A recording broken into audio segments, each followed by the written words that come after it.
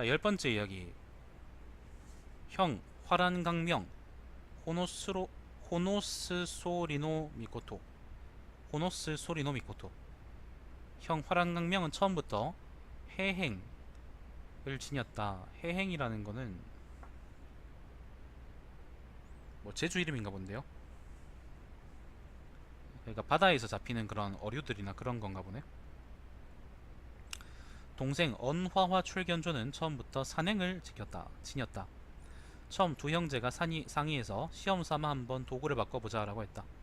그래서 바꾸었지만 서로 도움이 되지 않았다. 형이 후회해서 아우의 활과 화살을 돌려주고 자기의 낚싯대를 달라고 했다. 그러니까 해행이 낚싯대 같은 거고요.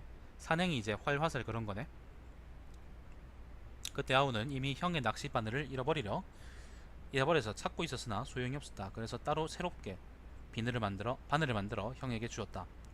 형은 받지 않고 이전의 바늘을 달라고 재촉했다. 아우는 걱정이 되어 차고 있던 큰 칼로 바늘을 많이 만들어 형에게 가득히 주었다. 형은 빡쳐서 이전에 내 바늘이 아니면 아무리 많아도 받지 않겠다 라고 하며 급하게 재촉하였다. 언화화 출견조는, 이게 동생이죠, 근심 걱정이 매우 많았다. 그래서 바닷가에 나와 중얼거렸다. 그때 염토 로옹 시호츠츠 노오지를 만났다. 노옹이 어째서 여기 나와 걱정하십니까? 노옹이라는 거는 늙은이라는 말입니다. 영감님 라고 물었다. 사실대로 대답하였더니 노옹이 걱정 마십시오. 내가 당신을 위해 계책을 세우겠습니다 라고 하였다. 작은 코에 광주리 바구니를 만들어 언화화 출견존을 그 광주리 속에 넣고 바닷속에 가라앉혔다. 뭐죠? 곧 아름다운 조그만 해안가에 이르렀다. 여기서 바구니를 버리고 걸었다. 이윽고 해신의 궁에 이르렀다. 바다신이요, 이 궁은 성체가 웅장하고 휘황찬란했다. 문 앞에서 우물 하나가 있었고 우물가에 아가위 나무가 있었다. 가지와 잎이 사방으로 뻗어 있었다. 언화와 출견전이 그 나무 아래로 가서 배회했다. 한참을 지나자 한 명의 미인이 문을 열고 나왔다. 아름다운 그릇으로 물을 올려다보고 깜짝 놀라 안으로 들어가 부모에게 밖에 낯선 손님이 있습니다. 문 앞에 나무 아래 있습니다 라고 하였다. 혜신이 여러 겹으로 된 자리를 깔고 인도에서 맞아들였다. 좌정하고 여기에 온 연유를 물었다. 언화와 출견조는 사실 그대로 얘기했다. 혜신이 바로 모든 물고기를 집합시켜 물었다. 모두가 모른다. 다만 정녀가 요사이 입에 병이 나서 오지 않았다라고 했다. 정녀라는 것은 물고기 중의 종류인가 보네요. 강제로 불러서 입안을 살펴보니 과연 부속에 잃어버린 낚시가 있었다. 그런 동안에 언화 출견존이 혜신의 딸 풍오키 토요타마 힘에게 장가를 들어 그 짧은 순간에 혜신의 궁에 머문 지 3년이 지났다. 그곳이 안락하기는 하였지만 역시 고향을 그리는 마음이 있었다. 그래서 때때로 탄식했다. 풍오키가 그것을 듣고 아버지와 상의해 천손이 마음을 상하여 탄식합니다.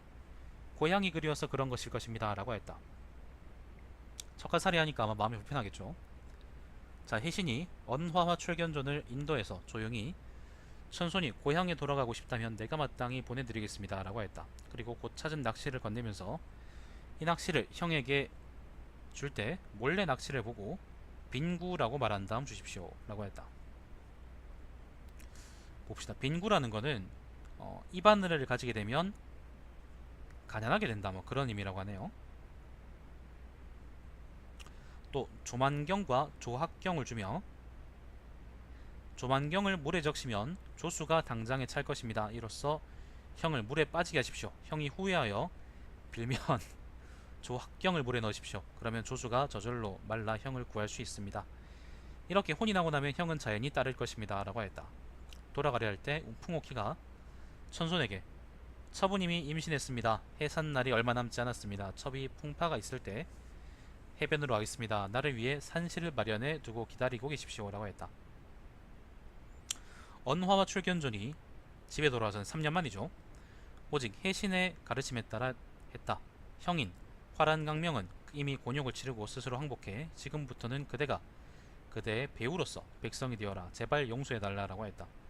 이 원하는 대로 용서해 주었다. 화란강명은 오전군 소교 아타노 키미오 바시라 등의 선조이다.